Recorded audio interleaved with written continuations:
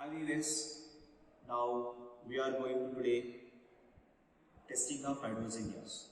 To do the experiment we require the following things. We are taking magnesium ribbon, one sulfuric acid, conical flask,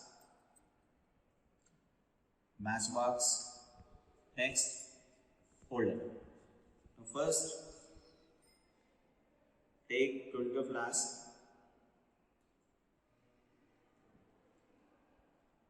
Few add some amount of dilute sulfuric acid.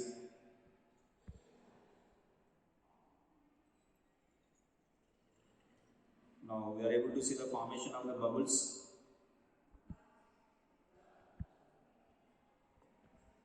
Now we are closing with rubber cork.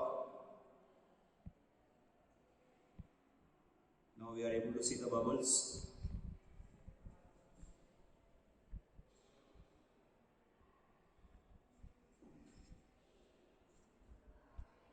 We are collecting hydrogen gas for testing.